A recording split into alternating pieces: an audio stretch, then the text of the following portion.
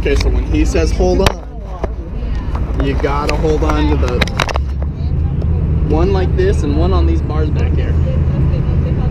So all of us are gonna do our right hands to the right. You'll put your Except right for me, I'm right. going left. Oh, we're gonna hit the rocks.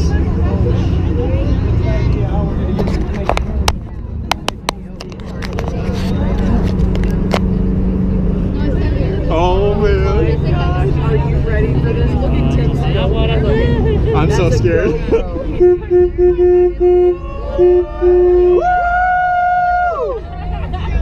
would be fun to sit something up right here to catch us. I know. Our reaction. Woo! Oh gosh.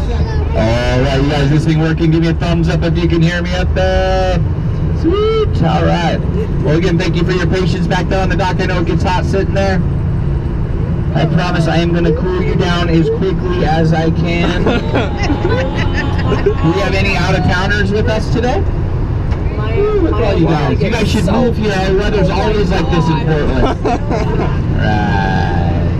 I wish. Has anyone been out on our jet boat rides before? Look at all those slow learners. Thanks for coming back. No, just kidding. It's a really fun, fast, wet, and wild ride. It's going to be extra wet today. If you look up to our left, you see that Umpqua Bank building? See that big American flag snapping in the breeze? That's a pretty good indicator of how windy it is. And the windier it is, the wetter it is. So I'm hoping you guys are prepared for a really wet ride, because that's what you're So I getting. guess we are going to get sweat. So if it was up to me, we would go fast the whole time. It's not up to me. There's sections of the river I have to go slow on. This is one of them here. I gotta go slow until I get past this big gray box up here on our right. That's a fire station. Once I get past that fire station, we'll start jamming. That'll give me a chance to tell you a little bit about myself, a little bit about the boat, and then we'll get underway. Again, my name's Doug. I was born and raised right here in the Portland, Oregon area. I went off to school at University of Idaho. Best 8 years of my life. No, just kidding. It wasn't 8 years. It was only 5 years. Still, to this day, whenever I have a good idea, my dad's like, you must have been that 5th year I paid for. Kids, that gets really old really fast. When you go off to university, make sure you do it in 4 years. You do not want to hear that for the rest of your life. Trust me on this, all right?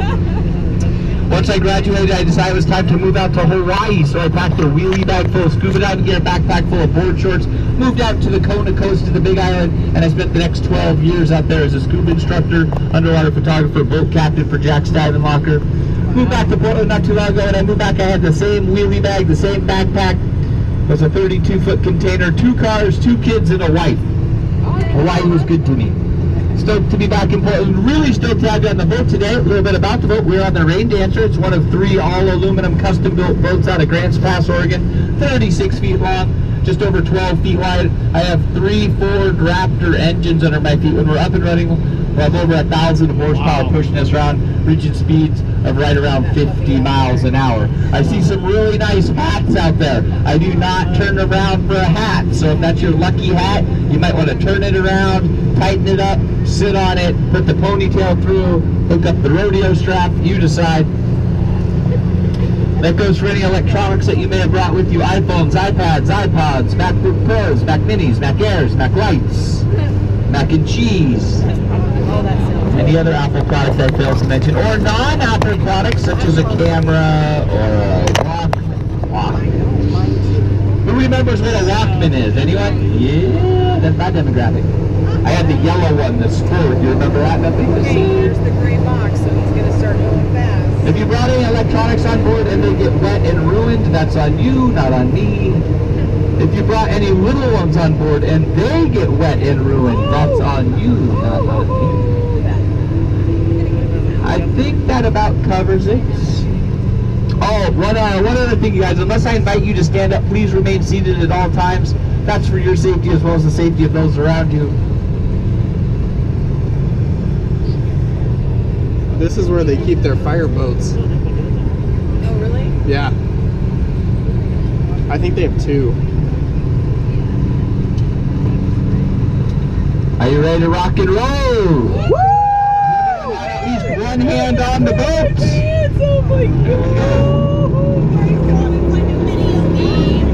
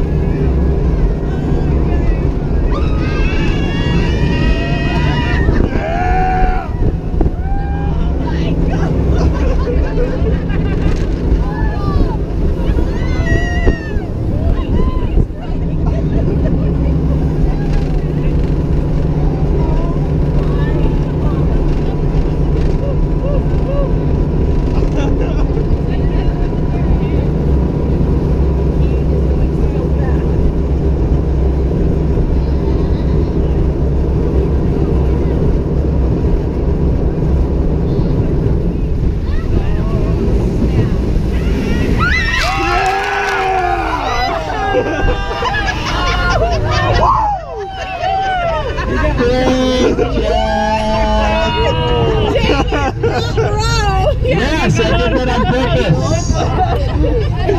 Watch out for your GoPro. Is it waterproof? Yes, I will be doing more of those. That was so funny. Is everyone cool with this style of ride? Yeah! Everyone's screaming, "Bring me back, bring me back." I've got you for a whole hour. It's going to be fun. It's not all spins and brake stops. We're going to be talking about some stuff along the way. This is the first bridge I want to tell you guys about. This is called the Steel Bridge. The Steel Bridge. I'll give you one guess what the Steel Bridge is made out of. Steel. My favorite guesses so far are rust. Rust is a pretty good guess. And copper. Imagine how quickly this would be stripped down to little nubs with Portland's tweaker community if it became a vanishing bridge. Boom, overnight this thing would be gone. But no, thankfully it's made out of steel. It's Portland's second oldest existing bridge, built in 1912, and it's the only bridge of its kind in the world. It's a double-decker telescoping vertical lift bridge. What that means in English is this lower deck, which is reserved for Amtrak, freight trains, pedestrians, and bicyclists, can be raised and lowered independently of the upper deck, which is reserved for pedestrians, bicyclists, streetcars, and automobiles. It's a pretty cool feature. Let's say I'm in a sailboat, I got a 40-foot mast sticking up. There's no way I'm going to be able to fit underneath this bridge. So I'd call the person in that house up on top. They would make sure that no trains were coming. They would stop the pedestrian and bike traffic on just this lower deck, and they would raise just the lower deck. It would telescope into the corresponding beams up above, allowing me to pass underneath, and you could be riding on that max car on the upper deck and never know that half the bridge was being raised right below you. That's pretty cool. Now, if you look at the very, very, very tippy top of this bridge, you see those metal cables running back and forth? Someone got arrested a couple summers ago for tightrope walking across those. Wow. Don't try that at home. Or on this bridge, because you'll end up in jail.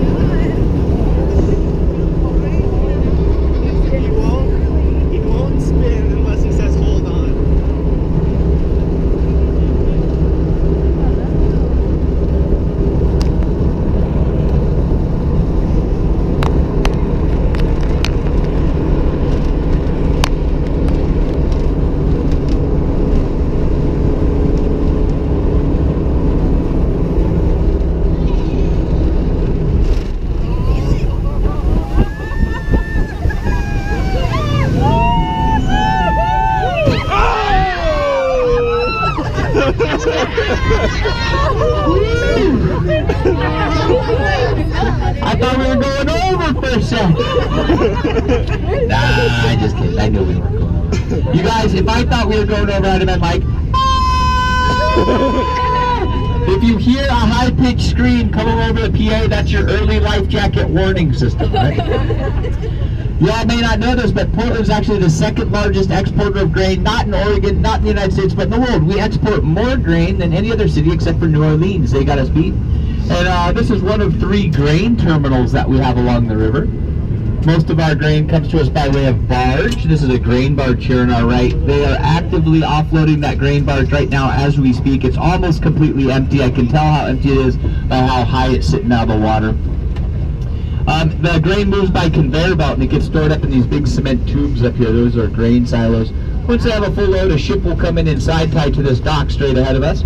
Once there, they use a different conveyor belt to get the grain up in that cream-colored catwalk. Once there, they spin the tubes out over the ship and they just gravity feed the grain in. Most of our grain gets exported to the Pacific Rim part of the world.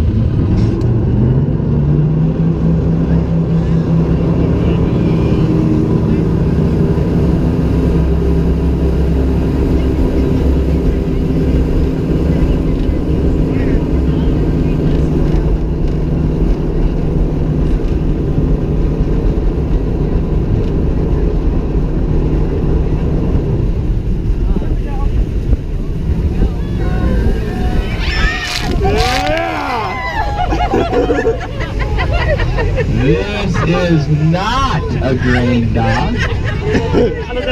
This is a cement dock. This is where they offload cement. Portland's a huge exporter of grain. We're a huge importer of cement. So these are pretty cool. These big booms that you see here,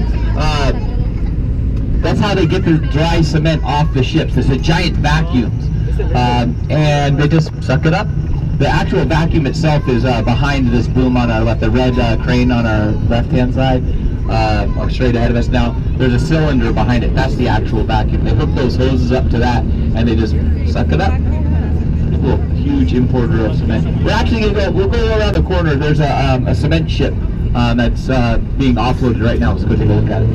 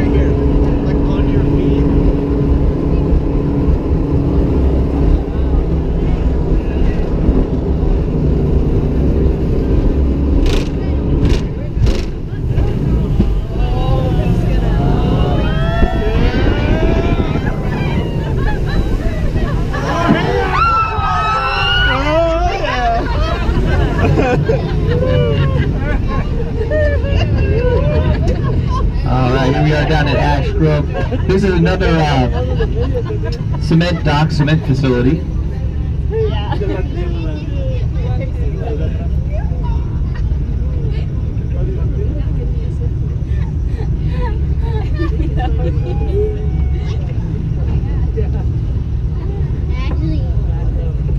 So the Ash Grove Cement Company of Portland is in conjunction with the local stevedores, import approximately 300,000 tons of raw cement and other building materials each year.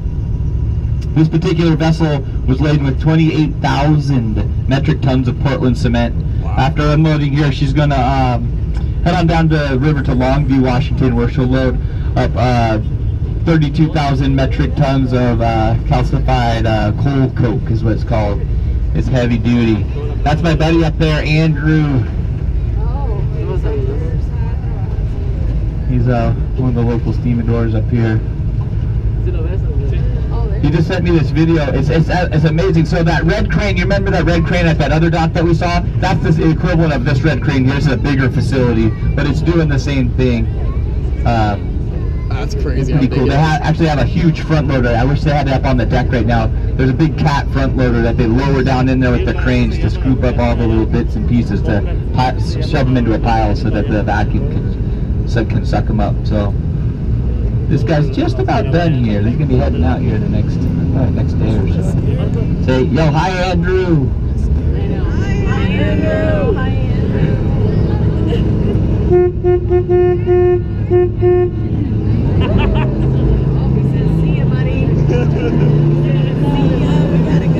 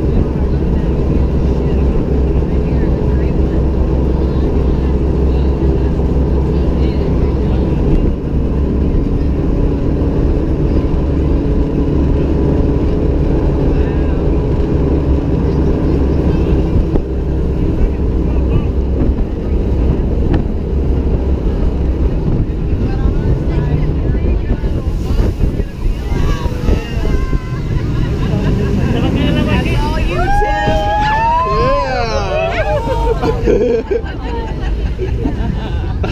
right, here we are down at Swan Island. This is Portland's main shipyard.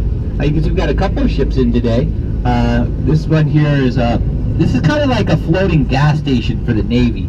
You see those cranes, not the big blue and white ones, those are on land, but the cranes, the gray ones that are on the ship. If you look closely, you can see those black hoses dangling from them. Those are fuel hoses, so they can drape those over to another ship and offload fuel from this one onto that one. And as well as other supplies. On the end, the black hoses. This cruise ship down here, Pride of America, I was actually in Hawaii when they did their inaugural voyage on that ship. The Hawaiian Islands is kind of an interesting situation. It's the most isolated landmass in the world. So when cruise ships come there, they go from a U.S. port to U.S. port. Each island is its own port, right?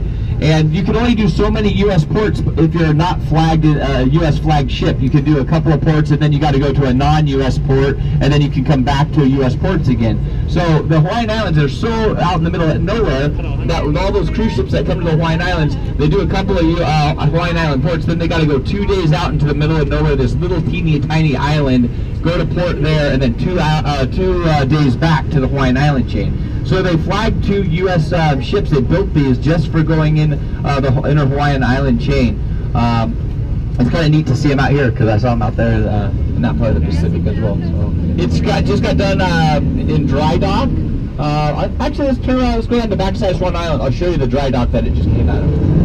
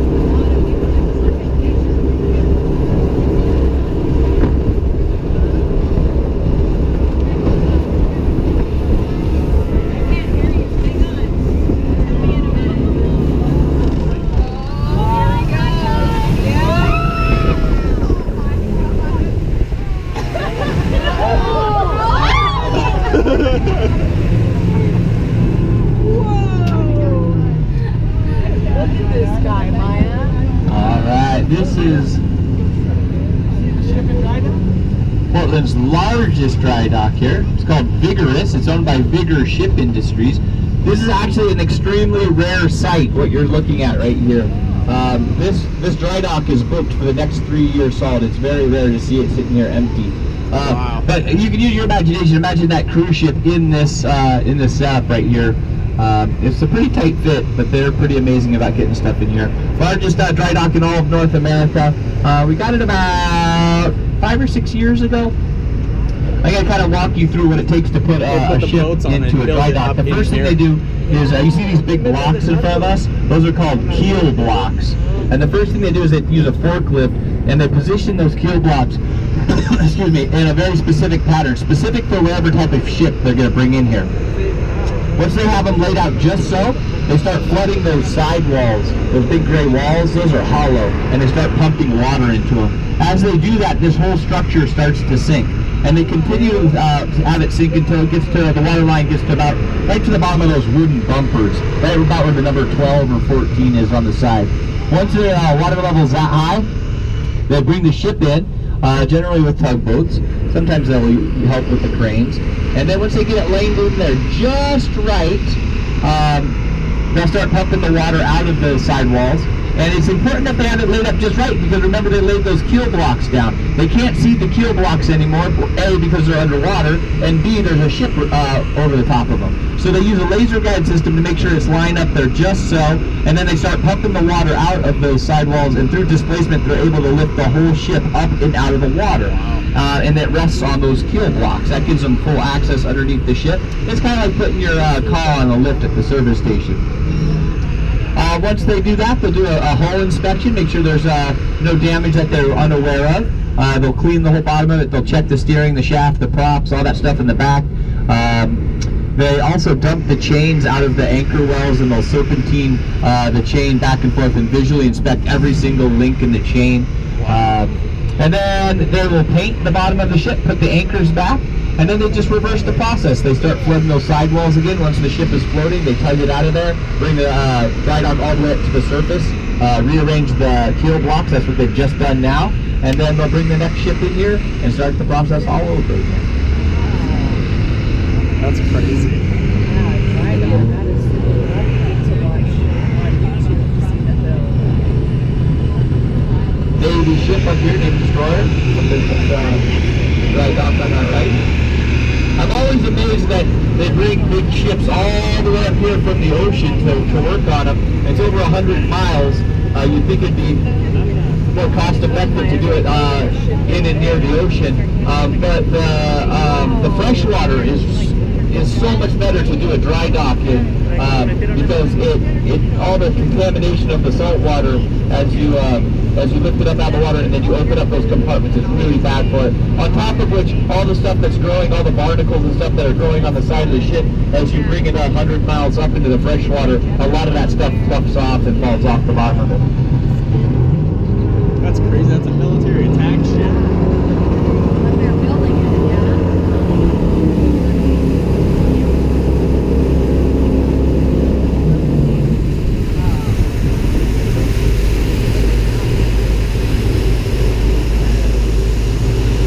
This is the backside of Swan Island here. Believe it or not, this used to be our main shipyard, or ship channel, excuse me. This narrow little channel here as we come around the corner, you'll see. Pre-1920, this is where all the big cargo vessels would have come into port, and this is where the deep water was. Imagine being in a steam engine or worse, a sailing cargo vessel. Imagine being in a big sailing cargo vessel and having to tack back and forth up and down this narrow little channel to get into Portland. So in 1920 they started dredging that wider part of the river, that part of the river that we just came down. Dredging is the act of scooping up the bottom of the river and making it deeper. And they needed to dump all that dredge material somewhere. So they started dumping it on the upriver side of Swan Island. If you look up there, you can see a big beach up there today. That's all that dredge material. And they actually dumped so much dredge material up there that they connected Swan Island on the right with the eastern shoreline on the left. So Swan Island isn't really an island anymore, just a name. Once they got it connected, they brought dump trucks on to Swan Island. They actually extended its length by about 3 times its original size. And the reason for that was it became Portland's first airport was right here on Swan Island from 1920 to 1940. In 1940, the landing strip wasn't long enough for modern aircraft, and they had to shut it down. They opened up the one on the Columbia, and this became our shipyard just in time for World War II. Wow. That's a fun fact. Yeah, this crane's moving. On our left is our sleepy little Coast Guard station. It generally looks about like this. When President Barack Obama came into town, it was crazy busy with all sorts of helicopters and fast response boats and stuff like that, but it generally looks about like this. Those 3 little quick response boats, we call those rubber ducks. That's exactly what they are. They just cruise around and have quick response in case of emergency. Straight ahead of us is called the Blue Belt. That's our buoy tender. Its job is to run up and down the Willamette and the Columbia, making sure that the marker buoys are in their proper locations. Marker buoys are the things that tell the big ships where the deep water is, so pretty important job. It's pretty small for a buoy tender. It's about 1/3 the size of a modern day buoy tender. But it works perfect for us here on the Willamette. The Columbia is pretty underpowered. It's also the oldest buoy tender in the whole Coast Guard fleet. It's over 70 years old this year.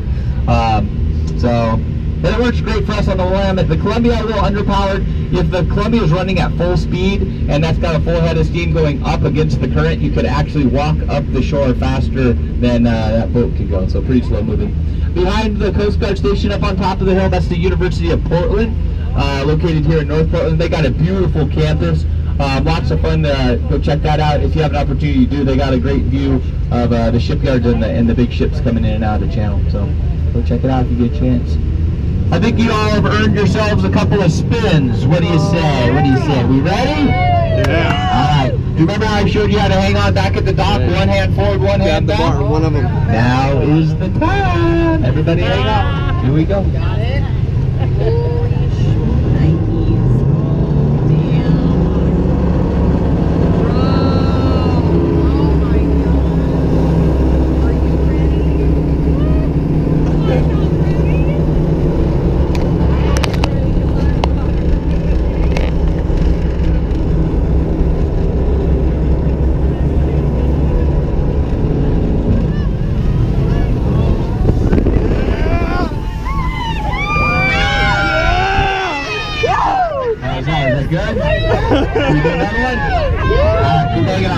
doing that. Yeah, that's what we want.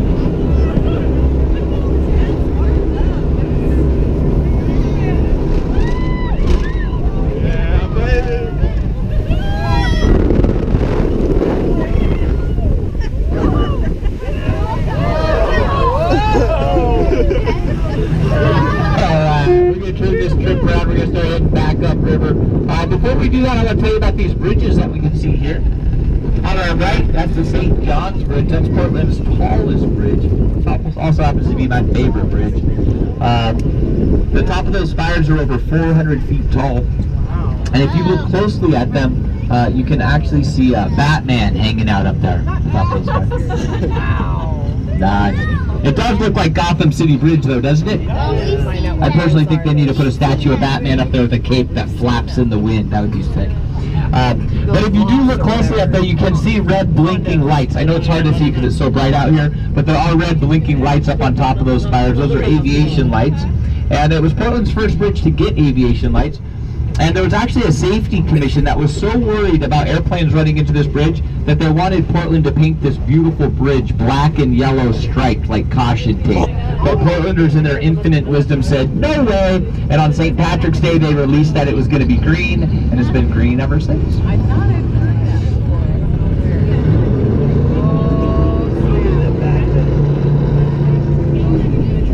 This bridge here is called the 5.1 Bridge. Kind of a silly name for a bridge, but it's a railroad bridge, and that's how railroad bridges are named. They're named by the number of miles they are from Central Station, and this is 5.1 miles from Central Station, so it's the 5.1 bridge. It's now, if you look to the left and the right of this bridge, you'll see two silvery sections on either side. Because it's That's the 5.1 original miles bridge from the built in center of the 1908, train still in station. use today. The center span of the bridge was replaced in the mid-80s. Now you got to use your imagination here a little bit. It used to be a swing bridge or a turnstile bridge. Oh. So there was a big cement pillar right in the center of that center span. And that center span of the bridge would point up and down the river in the same orientation that our boat's in. And it would be open for shipping. So if you were in a big ship, you'd have to shoot the gap between that center span and the support on the left, or that center span and the support on the right. And as you can imagine, that was a pretty narrow little shot to get through. And as the ships got bigger and bigger, it got harder and harder to fit through there. So enough ships ran into this bridge that in the mid-80s they decided they're going to turn it into the vertical lift that we have today. Back when it was a swing bridge, if a train was coming, they'd have to stop the shipping traffic, swing it closed, the train would run over the top of it, and then swing it back open. We still have an operational swing bridge that goes over to Columbia here in Portland. So if you want to go check out a swing bridge, there is one still over there. And then the last thing I like to point out, especially if we have some young ones on board, which we do today, if you're looking for a cooler book to read this summer or have someone read to you, there's a really neat book done by a local author called Wildwood. Have you ever heard of Wildwood before? It's a pretty cool book. I like to point out because this is right here where it starts. It actually starts in the St. John's neighborhood, which is behind us and to the right. But in the first couple of chapters, this is the scene that they're describing. They talk about the St. John's Bridge, they talk about the railroad bridge, the 5.1, and then the Wildwood itself is Forest Park, which is laid out in front of you. As far as you can see to the right and as far as you can see to the left, that's all Forest Park, Portland's largest city park. And in the book, that's the Wildwood. It's kind of an Alice in Wonderland kind of story with a whole bunch of adventures that happens in the woods. So if you're looking for something cool to check out this summer, check out Wildwood. The Wildwood. I'll remember that. Yeah,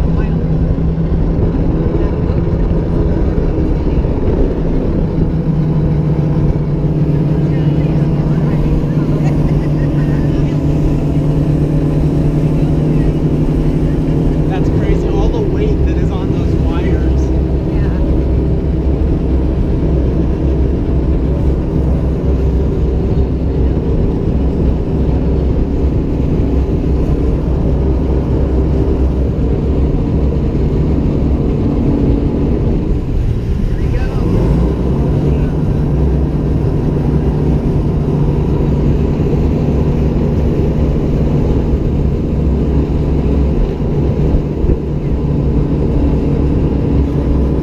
These are cool.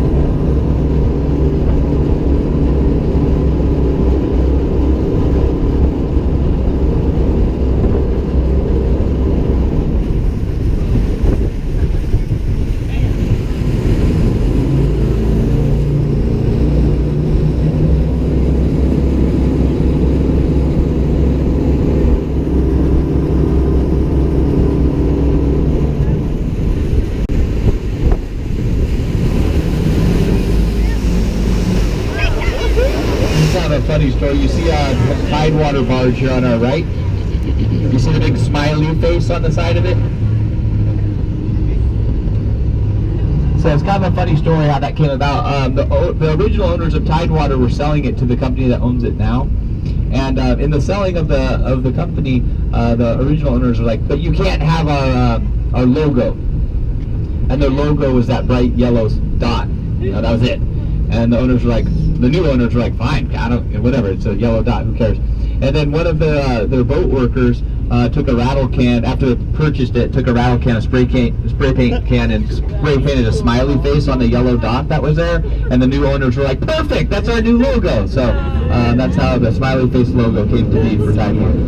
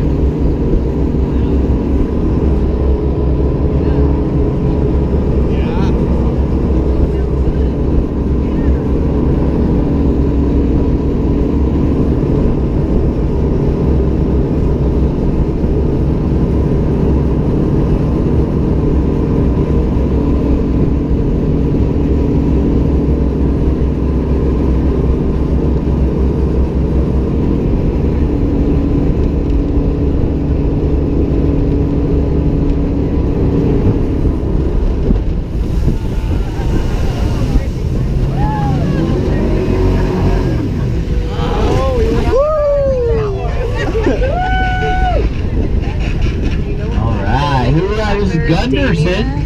This is Portland's Daimler, that's largest a blue truck collar company. employer. They That's build where barges one as of the well as brothers train works cars there. here. You can see they're working on a couple of different barges right now. If you look closely, you can actually see that these barges are built on big gray wedges, and those wedges have tracks that run into the river. When they're done with the barges, they will kick the stays off the wedges, and the barge and the wedges itself come sliding down rather quickly. And when the leading edge of that barge hits the river, the whole thing goes up on its side. It looks like it's gonna roll over. It doesn't. It flops back down, and they have a whole bunch of tugboats here to wrangle it up and push it over here to our left against the river wall there. Once there, they'll use those big white cranes over on that side to finish up the superstructure of the above deck part of the river. Excuse me, the above deck part of the barge.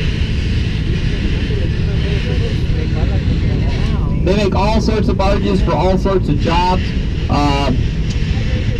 A barge is kind of like, the best description that I come up with is kind of like the trailer part of a semi-truck. Just like a trailer for a semi-truck, it can hold a whole bunch of stuff, it can haul a bunch of stuff, but it can't propel itself and it can't steer itself. It needs a semi-truck to move it around. That's the same thing with a barge, and the equivalent of a semi-truck on the water is a tugboat. So they have river-going barges, and they have ocean-going barges, grain barges, liquid fuel barges, all sorts for all different things. Oh, this is kind of cool. You can see at the very top of Mount Hood, straight ahead of us, peeking out over the top of the trees. If you're from out of town, and or if you're from town and you're looking for something fun to do, especially in the heat of the next couple of days, get up on Mount Hood. There's a ton of awesome hikes. Camping. I would do the Fruit Loop just for a day trip. You go up the highway, go see Multnomah Falls, come up around Hood River. There's a whole bunch of berry picking and apples. The apples up in Hood River are second to none. Come around Trillium Lake is an awesome, it takes a half hour to walk around. It's wheelchair accessible, non-motorized boat lake up there. Spectacular view of Mount Hood from Trillium Lake. Continue around, go to Timberline Lodge. Historical landmark there, and if you got little ones that are interested in doing something a little bit more active, they got Multiple Ski Bowl has the alpine slides and bumper cars and all sorts of fun stuff up there. So go check out Mount Hood. It's a good escape out of the city.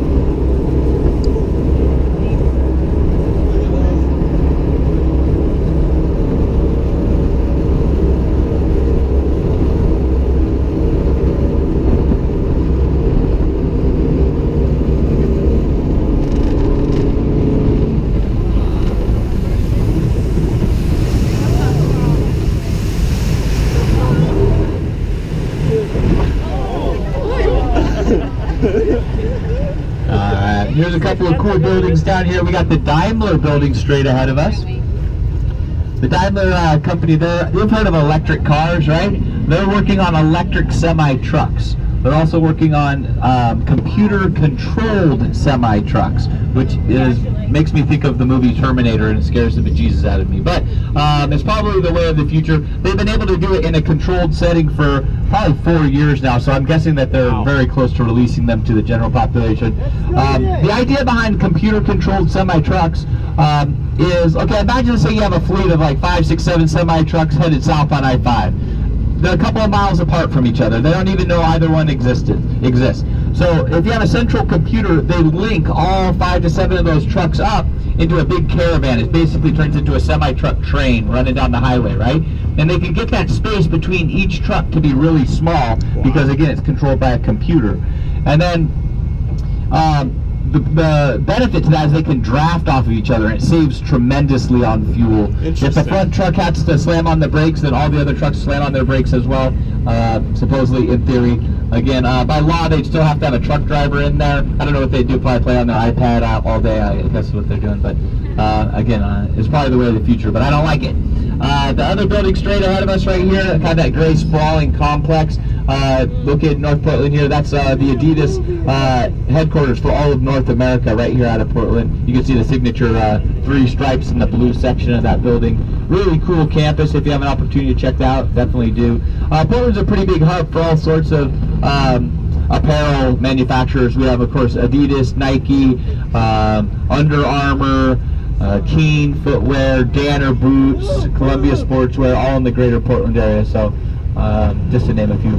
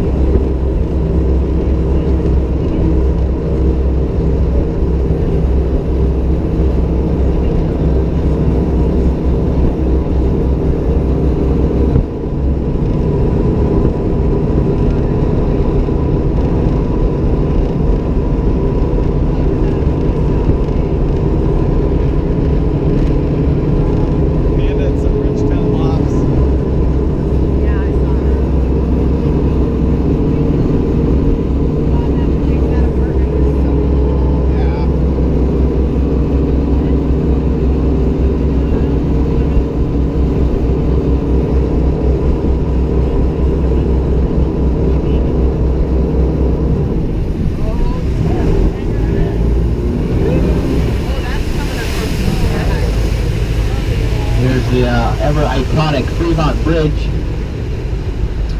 One of Portland's newer bridges. It was completed in 1973, and a couple years before they had it completed, they just had the approaches done. An approach on a bridge is the part of the bridge that does not come over the water. So if you look to your left and your right, that part coming over land, those are the approaches. They had those 2 sections done, no center span yet. And they're just about ready to start working on that center span when the approach on the western side, on your right-hand side, started cracking. And they thought that whole thing was going to come crashing down. Luckily for us, like any good public works, all it took was more time, more money. 3 years and $5 million more dollars. They got that approach sorted out. Then they were ready for the center span. The center span of the bridge is anything with an arch over the top of it. That whole center span was constructed way downriver at Swan Island, put on 2 barges and tugged all the way up here to one huge, gigantic piece, over 900 feet long, 6,000 tons in weight. When they got up here, they used 32 hydraulic jacks to lift it 173 feet in the air. When they got it up there, boom, it fit perfect. Engineers were pretty proud of themselves, as they should be. It went in the Guinness Book of World Records for the largest lift of its kind at the time. And every time I'm about to drive underneath it, all I can think about is that metal cracking. Oh my God. Should we get out of here? Yeah. That's good.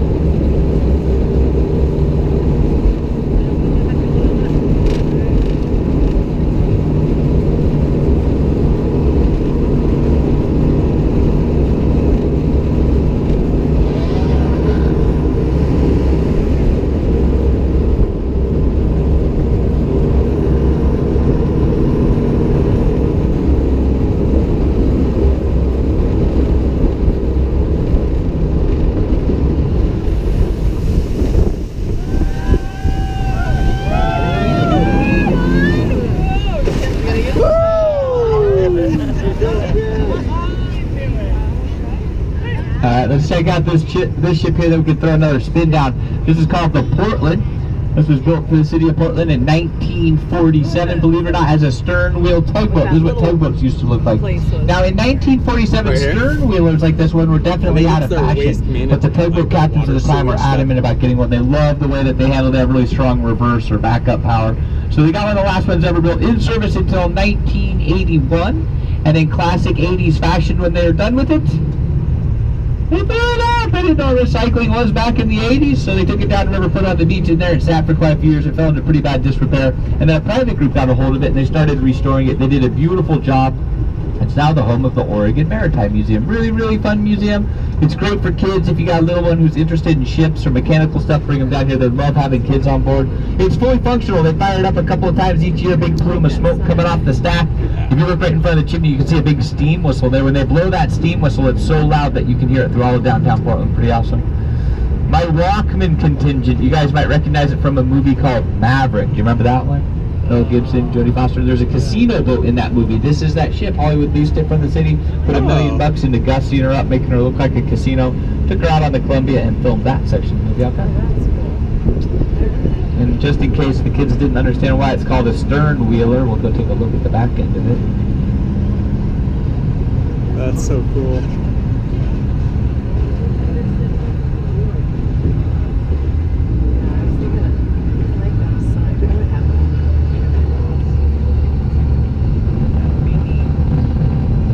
Yeah, that's amazing. Y'all ready for another spin? Ready or not, here it comes. Start hanging off for me.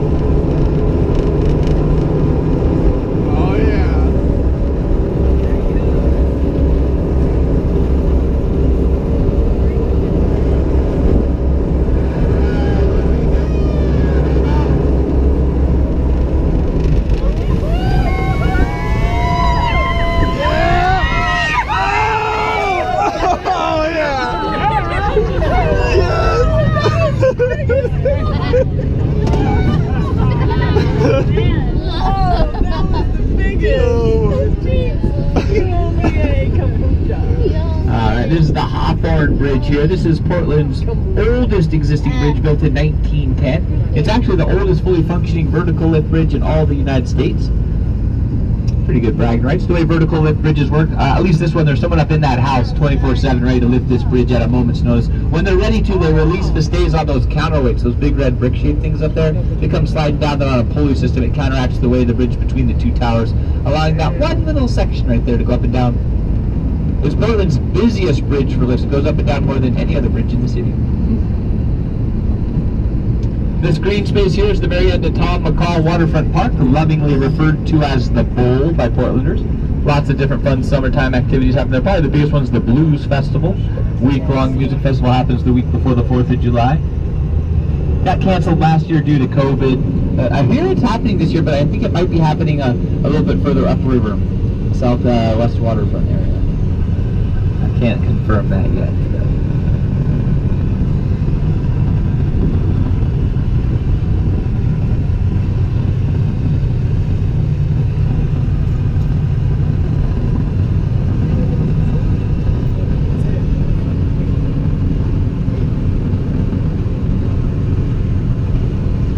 Private marina up here on our right, boats ranging from a couple thousand to a couple million and everything in between. A lot of Portlanders don't realize it, but the dock surrounding that marina is actually public access. Anyone's allowed to come down here, kick back, relax, hang out on the dock, watch the world go by.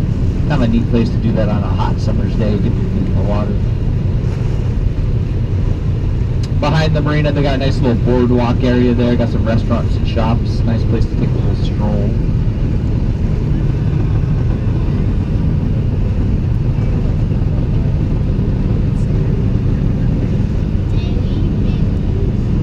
At the entrance to the marina here, they got park benches on either side of the entrance. Nice place to have a picnic. Or a nitpick if you're in my family, that's what it is.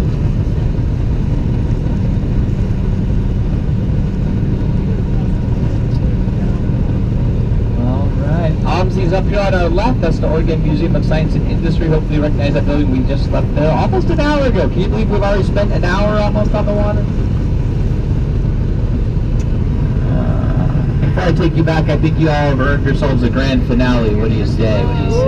Yeah! All right. Here's the rules with the grand finale. Everyone's got to hang on nice and tight. Keep hanging on the whole time. I'll let you know when it's safe to let go. We'll do a whole bunch of spins and brake stops and wallaroos and get you guys nice and wet for your 250-degree car waiting for you up in the Oh man, he said hang on till I tell you to let go. We're gonna get wet. We're gonna get wet. Here we go. Big time. Are you ready?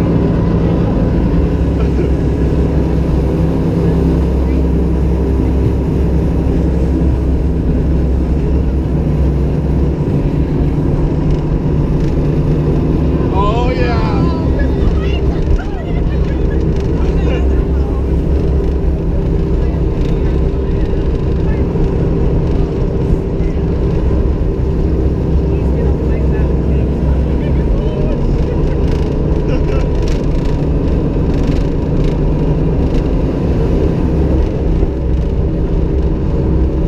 I think this is where Blues Festival's gonna be. Oh yeah.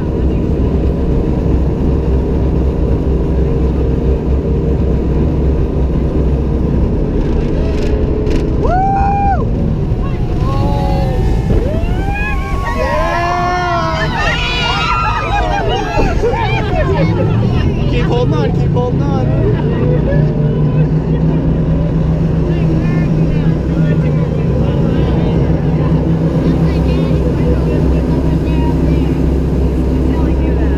Yeah.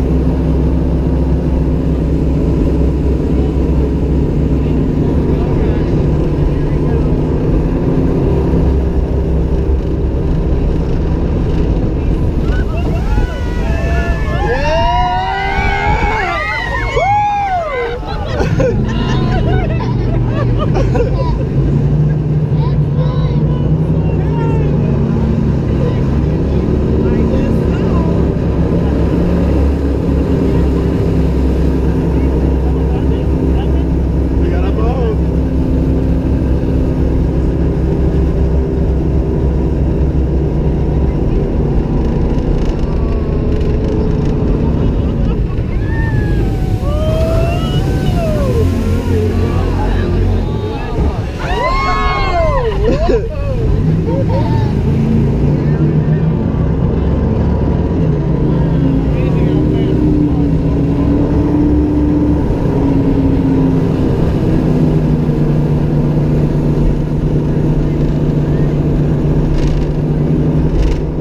Oh yeah.